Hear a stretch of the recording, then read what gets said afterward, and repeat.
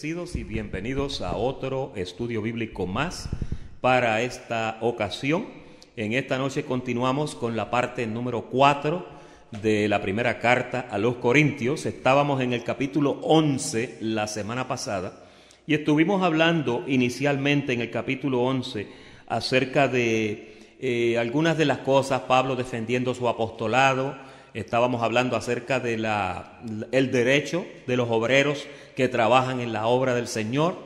Pero en la noche de hoy vamos a entrar a una sección que es un poquito bastante interesante. Yo creo que posiblemente van a haber preguntas con esto que vamos a hablar.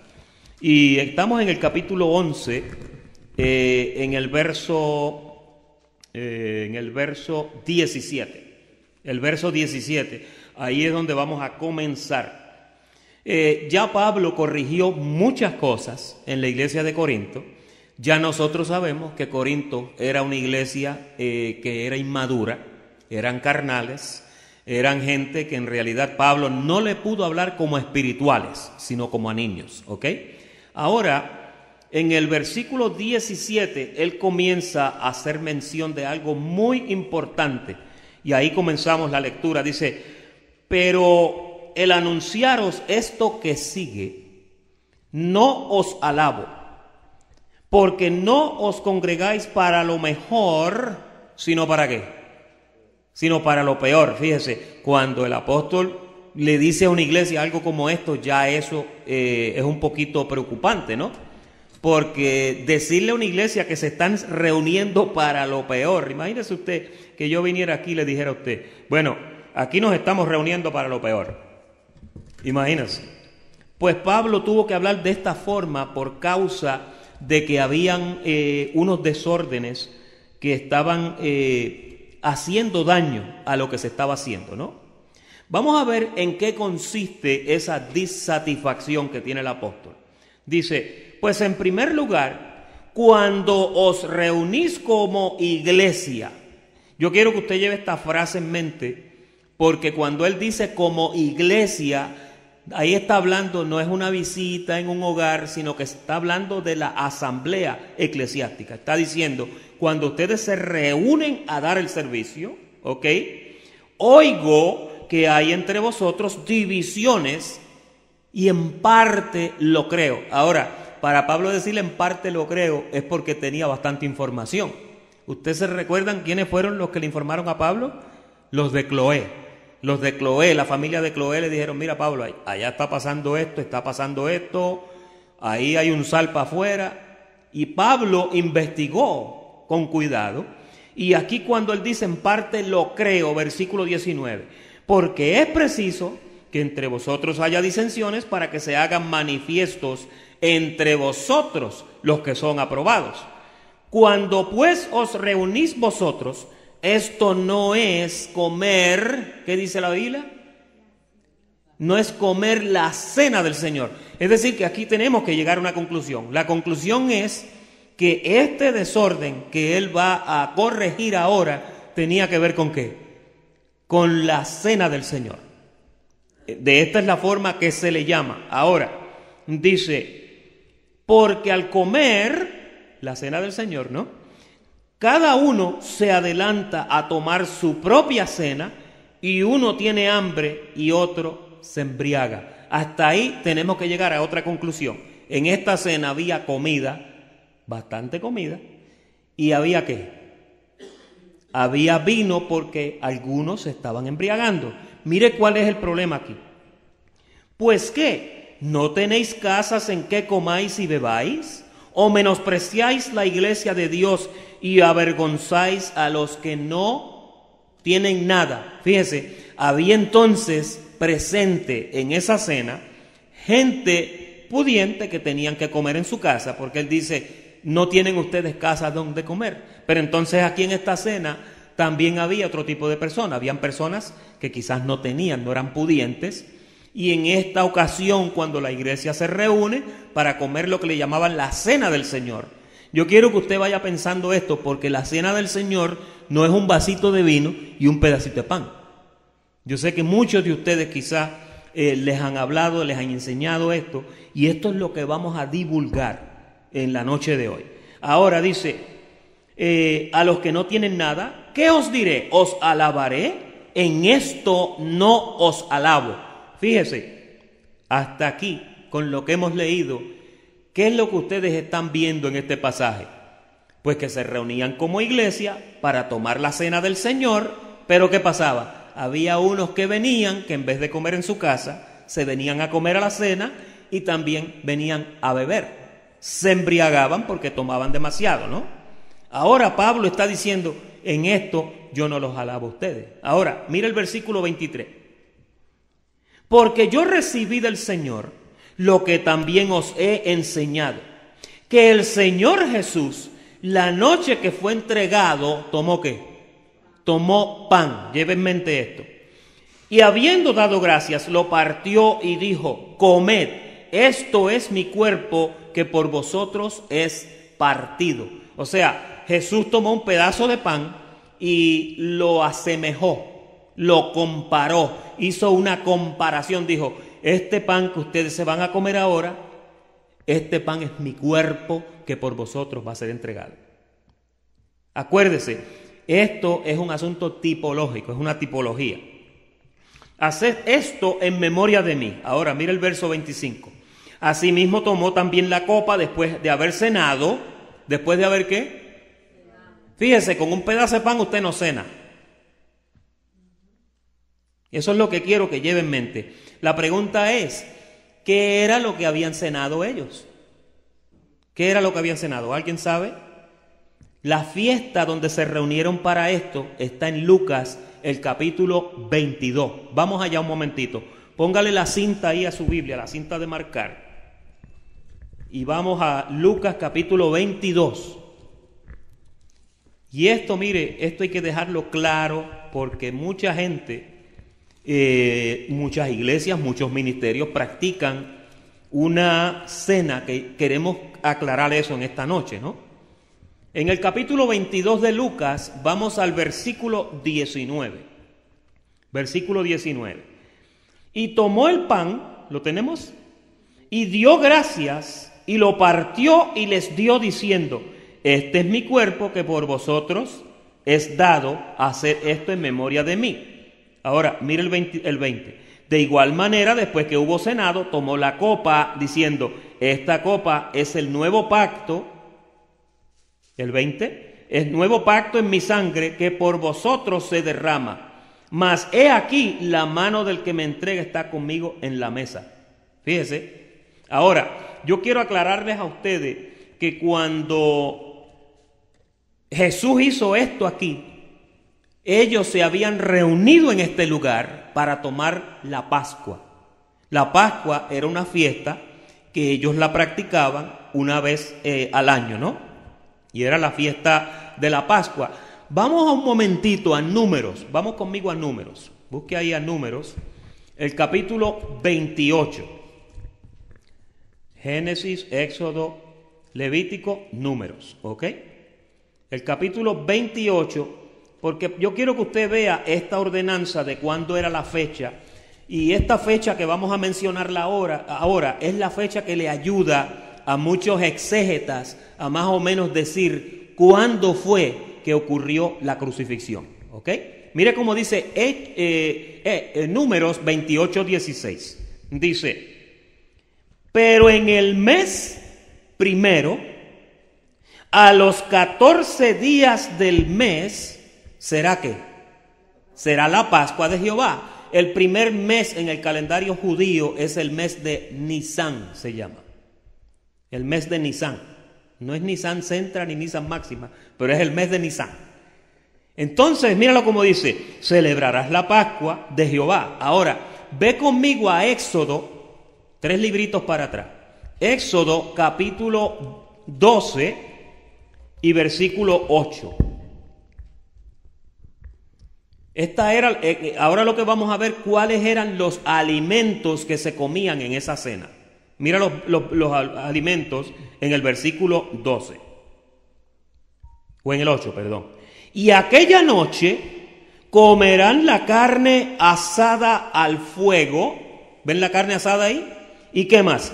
Y panes sin levaduras, con hierbas amargas lo comerán. Mira lo que dice después. Ninguna cosa comeréis de él cruda, ni cocida en agua, sino asada al fuego, su cabeza con sus pies y sus entrañas. ¡Ugh! O sea, se tenían que comer este animal completo, lo tenían que hacer al fuego, ¿no? Todo esto que usted ve aquí tiene una tipificación. La tipificación era que obviamente este cordero iba a representar a Jesucristo, ¿ok? Ahora, vamos a Primera de Corintios, un momentito ahora, Primera de Corintios, el capítulo 11, que era donde estábamos otra vez, ¿ok? Y vamos a leer un poquito hacia abajo ahí. El versículo 25. Así también tomó la copa después de haber cenado, diciendo: esta copa es el nuevo pacto en mi sangre. Haced esto todas las veces que la bebiereis en memoria de mí. Si algunos de ustedes tienen Biblia que tiene lo que Jesús dijo en rojo, este verso, esto es una cita de lo que dijo Jesús en Lucas 22, 19 en adelante, ¿ok? Ahora viene el versículo 26. Estamos en 1 Corintios 11, 26. Ahora no está en rojo, ahora está en negro, porque ahora es Pablo hablando. Este no es una cita de Jesús, este es Pablo hablando. Dice: así pues, todas las veces que comiereis este pan y bebiereis esta copa, la muerte del Señor anunciáis hasta que Él venga. De manera que cualquiera que tomare este pan o bebiere esta copa del Señor indignamente, será culpado del cuerpo y la sangre del Señor. Por tanto, pruébese cada uno a sí mismo, coma así del pan y beba de la copa, porque el que come y bebe indignamente, sin discernir el cuerpo del Señor, juicio come y bebe para sí. Ahora, déjeme decirle algo. Este es un pasaje que no sé cuántos de ustedes lo han oído en algunos círculos religiosos, pero este es un pasaje que se presta para que las personas que vienen a participar de ese ritual, diga ritual, es un ritual, no es la cena del Señor, porque la cena del Señor había comida. Los corintios habían sido personas que habían visto la doctrina pedrina. Pedro llegó a Corinto mucho antes que Pablo.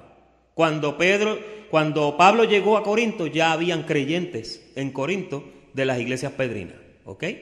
Y Pablo lo que se cuidaba sencillamente era de no edificar en fundamento ajeno. Pedro allá con los que eran los judíos, Pablo acá con los gentiles. Pero parece que esta práctica penetró a la iglesia y entonces la iglesia hacía una cena, ¿ok?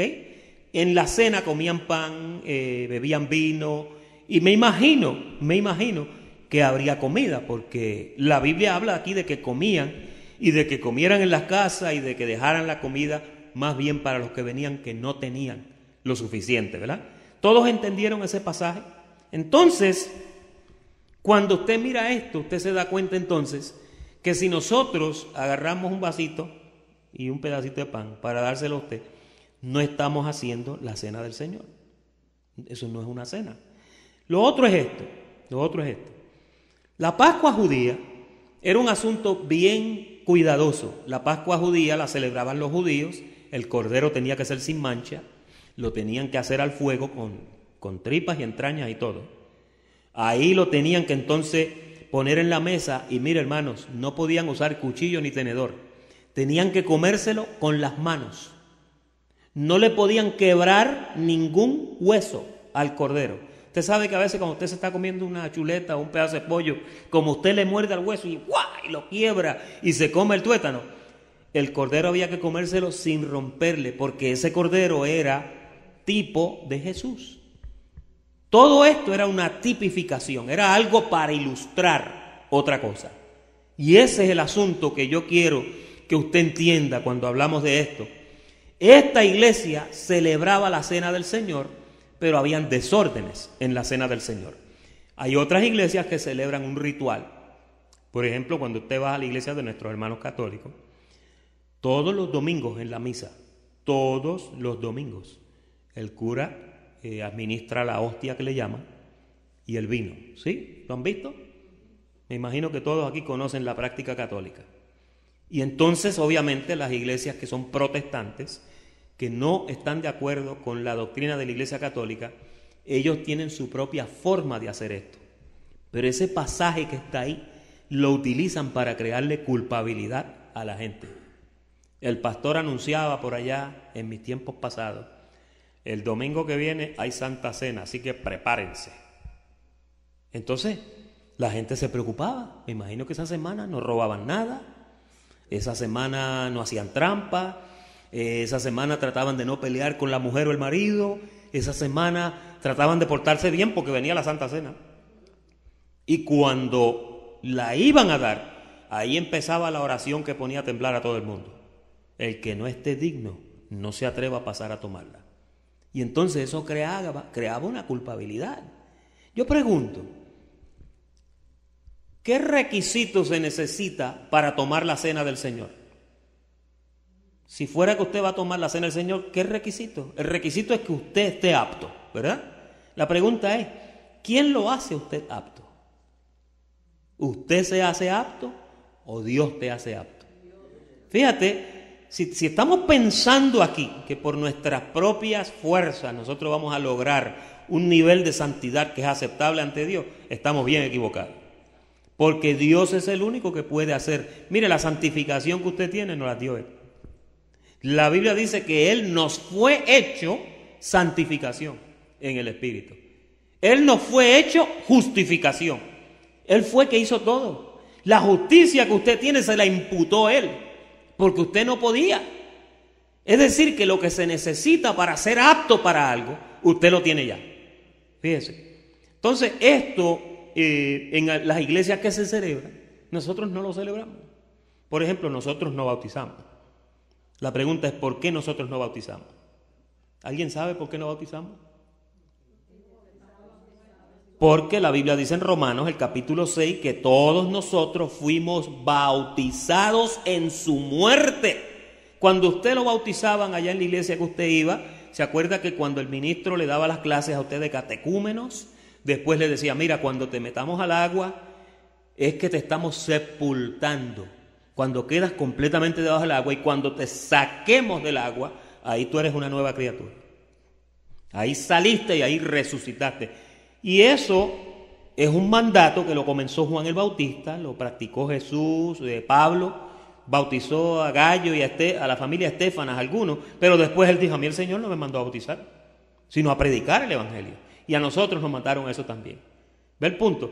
Por la misma razón que nosotros no tomamos un pedacito de pan y un vasito con vino, por esa misma razón tampoco bautizamos a la gente, porque ya el pedacito de pan y el vino, ¿usted sabe lo que es eso?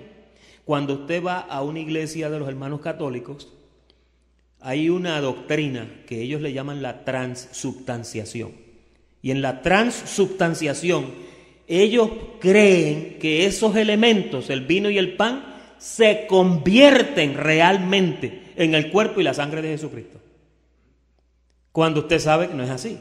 Bueno, en las iglesias donde yo perseveré y practicaba eso, pues a veces no había pan sin levadura y nosotros comprábamos pan Holson, ¿verdad? Después nos civilizamos un poco, entonces estábamos comprando pan sin levadura.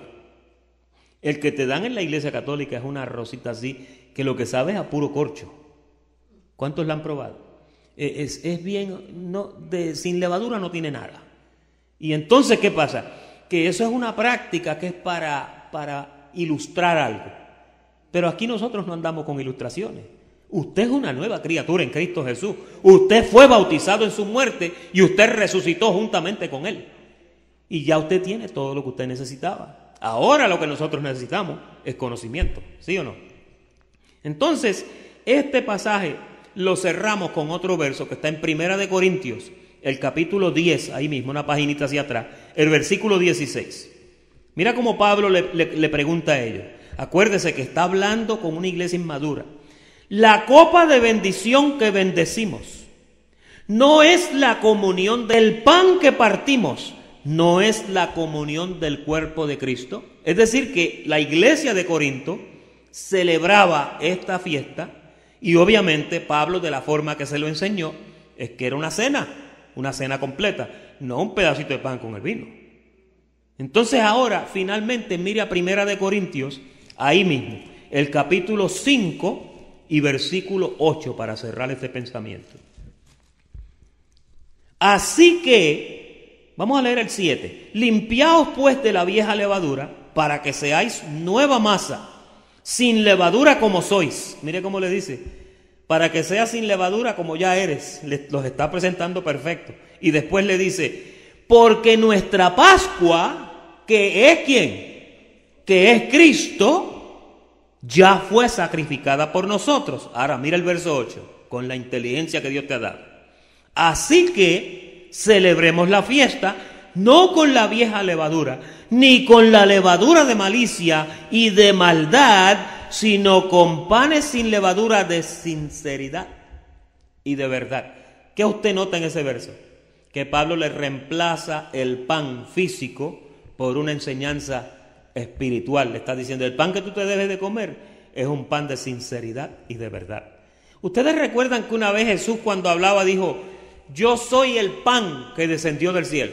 ¿Lo han leído? Y ese es el pan que tú te comiste. El cordero que tú te comiste, la Pascua, es Cristo Jesús. Él se te metió por dentro. Él está dentro de ti en espíritu. Ya tú tienes la Pascua por dentro, el cordero pascual. Es decir, que esta práctica queda descalificada porque en realidad no te hace falta. De la misma forma que el bautismo en agua no te hace falta. ¿Ok? Hay unos versículos qué pena que no tenemos la pizarra, pero en Mateo, si lo quieres apuntar en tus notas, Mateo 28, 19, es un versículo cuando habla que dice, por tanto, id por todo el mundo y haced discípulos, bautizándolos en el nombre del Padre, del Hijo y del Espíritu Santo. Cada vez que tú ves la expresión del nombre del Padre, el Hijo y el Espíritu Santo, ¿en quién tú piensas? Padre, Hijo y Espíritu Santo. Y ya tú sabes que ese verso no aparece en los originales. No aparece. Eso se le añadió después. ¿Ves? Haced discípulos bautizándolos en el nombre del Padre, del Hijo y del Espíritu Santo. Pero en realidad cuando tú lo buscas en una Biblia como la Biblia textual, no los encuentras, brillan por su ausencia, no están. No son parte de los escritos originales.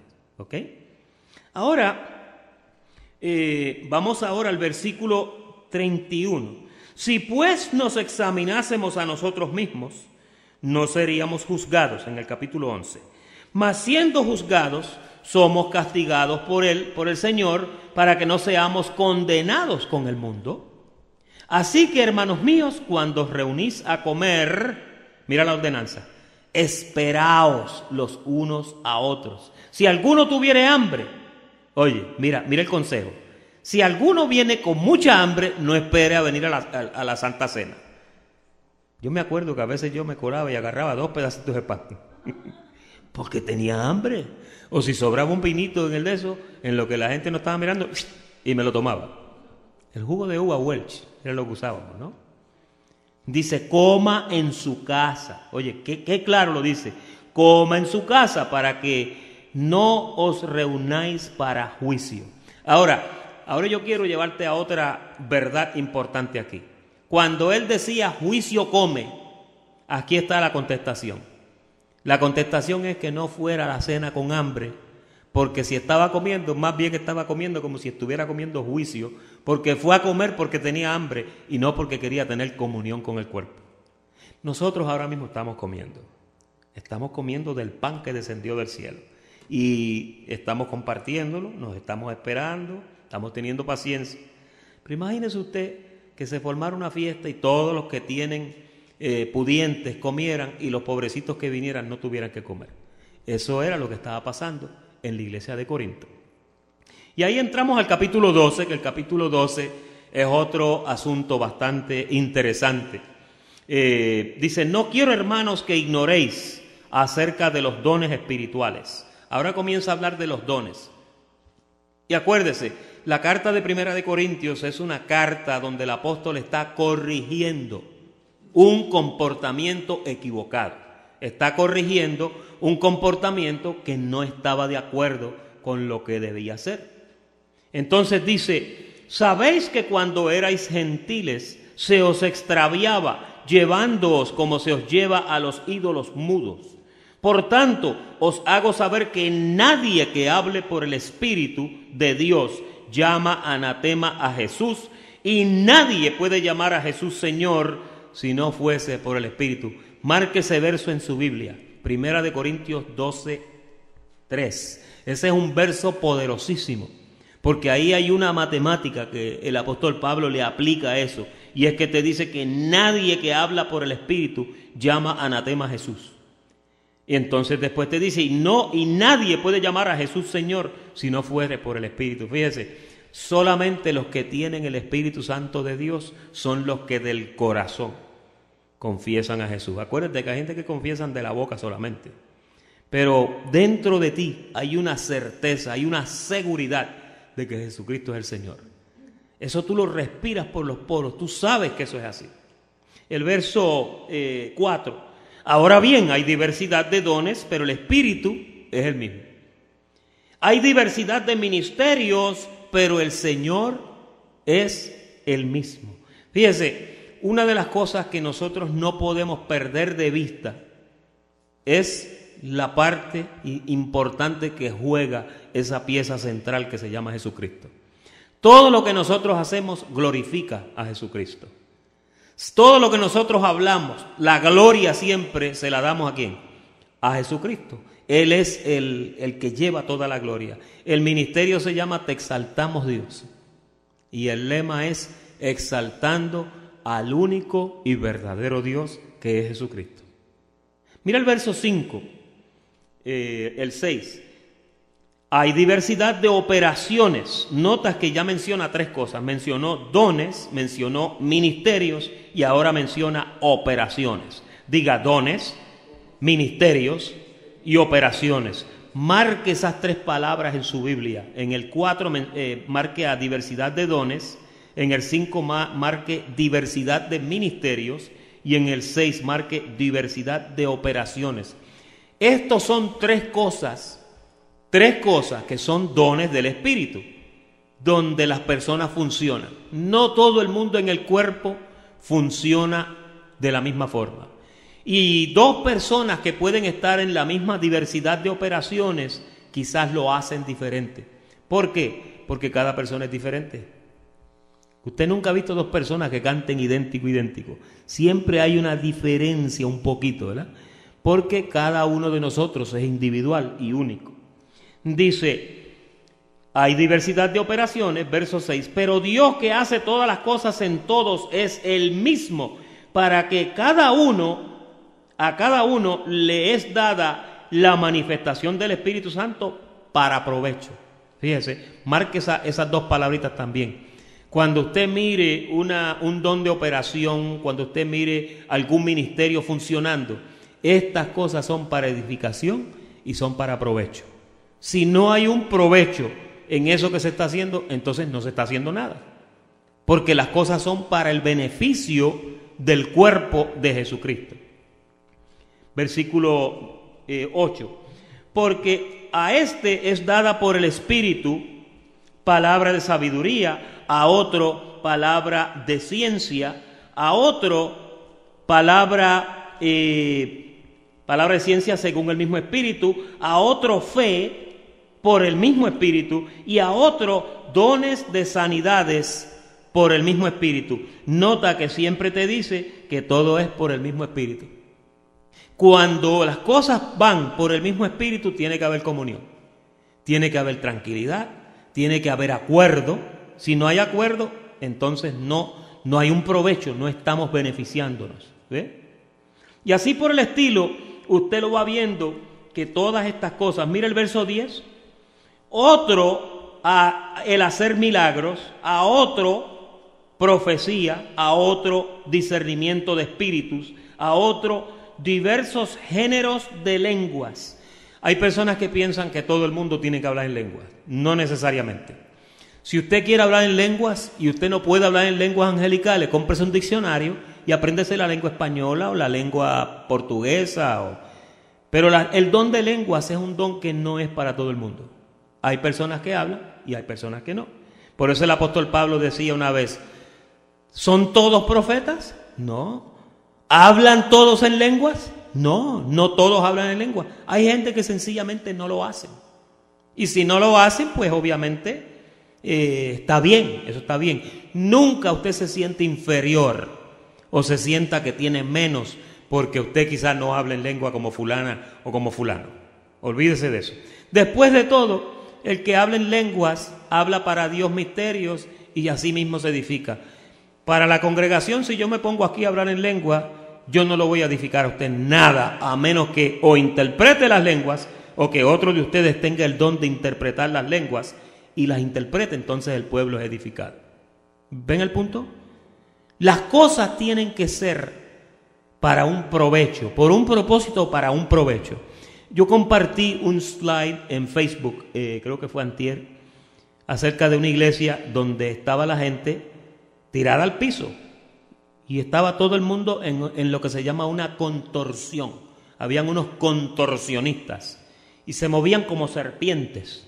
Habían otros que, la muchacha que tenía el pelo para el frente me recordó la película The Grudge, con el pelo así de negro para el frente. Y entonces yo quería entender cuál es el provecho, cuál es la edificación que un cuerpo saca en una manifestación como esa. Habían unos que estaban bailando, había otros que estaban dando vueltas, había otros que estaban quietos haciendo así. Y habían otros que estaban cantando, pero no sé, como que no pude entender esa manifestación. Pienso que si sucediera aquí, todo el mundo saldría turbado, porque ustedes están impuestos a oír palabra clara y a salir de aquí con un conocimiento claro. Y de vez en cuando el Espíritu hace cosas aquí maravillosas, opera sanidades, hay veces que hay profecía, a veces Dios da instrucciones también, ¿no? Porque esto es una iglesia para instrucciones. Pero no sé, como que veo que a veces hace falta conocer cuál es el propósito de estos dones. Ahí en esos versos que leímos, usted vio, para la edificación, por el mismo Espíritu, aunque hay diversidad de operaciones, diversidad de dones, diversidad de ministerios, todos van con un mismo propósito. No pueden salirse de ese cauce porque entonces no tenemos edificación, ¿sí? Al otro hacer milagros, al otro profecías, interpretación de lenguas, pero todas, verso 11, pero todas estas cosas las hace uno y el mismo Espíritu, repartiendo a cada uno en particular como Él quiere, como el Espíritu quiere. Versículo 13, porque así como el cuerpo es uno y tiene muchos miembros, pero todos los miembros del cuerpo, siendo muchos, son un solo cuerpo, miren, así también Cristo. Fíjate que un cuerpo, cuando no tiene coordinación, se ve raro, ¿no? Imagínese usted que yo, pues, caminara así. Se ve raro porque lo normal es que la persona se mueva tranquilamente, a menos que tenga algún tic o Parkinson o alguna cosa, ¿no? Pero si no. Entonces ya rápido tú lo miras porque el cuerpo tiene una coordinación, diga coordinación. Y entonces el cuerpo es idéntico a como es el Espíritu. El Espíritu maneja las piezas del cuerpo de Jesucristo de esa forma para que haya unidad. Usted nota que cuando usted se lava las manos, usted no ve las manos peleando, ¿verdad que no? No, yo no voy. Usted ve las manos ahí, cada una hace su trabajo, se limpia los dedos, las manos vienen y limpian su cara, peinan su pelo. Hay una coordinación en el cuerpo que ayuda a que usted pueda hacer las cosas tranquilamente, ¿verdad? Entonces el cuerpo de Jesucristo, Pablo lo que dice es que tiene que ser de esa forma. Dice, versículo 13, por un solo espíritu fuimos todos bautizados en un cuerpo, sean judíos o griegos, sean esclavos o libres, y a todos se nos dio a beber del mismo espíritu. Hay gente que piensa que el espíritu se da por medidas. El espíritu tiene una sola medida. La fe tiene una sola medida. Es la medida de la fe, ¿verdad? Obviamente en algunos está más desarrollada que en otros, pero es la misma fe, porque si fuera mucha, entonces Jesús no hubiera dicho que si tuviera fe como un granito de mostaza, podías mover una montaña y tirarla al mar. ¿Ven el punto? Lo mismo sucede con los ministerios. Versículo 14. Además, el cuerpo no es un solo miembro, sino muchos. Y si dijera el pie, porque no soy mano, no soy del cuerpo, ¿por esto no será del cuerpo? Si dijera la oreja, porque no soy ojo, no soy del cuerpo, ¿por eso no será del cuerpo?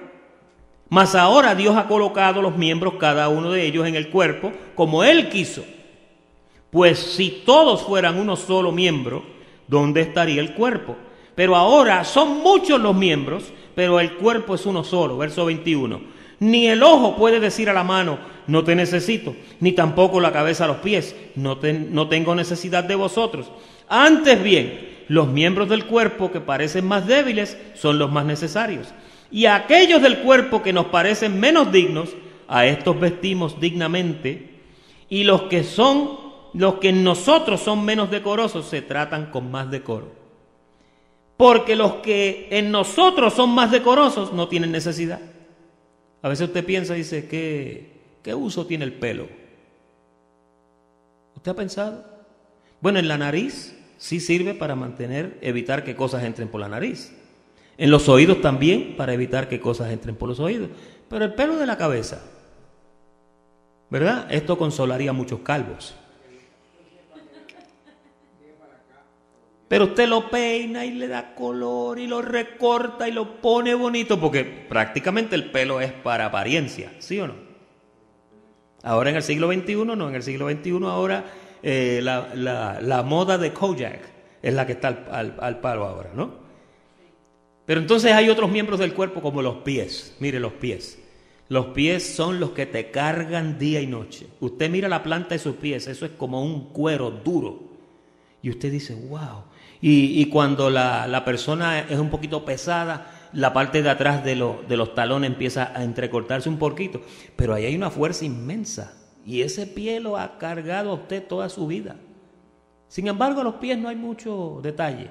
Las uñas, que eso es por encima, pero la planta del pie, un masaje de vez en cuando usted va a un sitio de estos, ¿no? No hay ese cuidado, ¿no? Cuidamos mucho la cara, pero no cuidamos mucho los pies. Las manos, nuestras manos las usamos para prácticamente todo. Especialmente las personas que trabajan en trabajos donde tienen que trabajar con químicos y con cosas. Pues oiga, las manos sufren, pero las tratamos con menos decoro, ¿verdad? Ahora no, ahora la moda ha cambiado y ahora las pezuñas van bien pintadas en los pies y en las manos, ¿sí? Todo bien pintadito, bien arregladito para que se vea bonito, ¿no? Mire el verso 24. Porque los que en nosotros son más decorosos no tienen necesidad, pero Dios ordenó el cuerpo dando más abundantemente honor al que le faltaba, para que no haya desavenencia en el cuerpo, sino que los miembros todos se preocupen los unos por los otros. De manera que si un miembro padece, oye qué lindo, marca este verso en tu Biblia. 1 Corintios 12:26, hablando del cuerpo.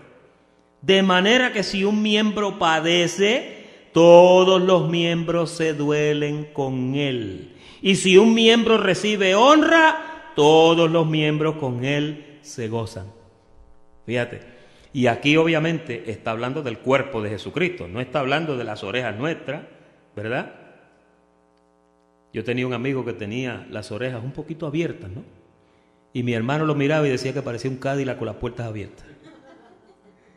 Y cuando iba en la bicicleta dice que hacía ruido el viento, porque eran como unas aletas para afuera así, ¿no? Bromeando, ¿no?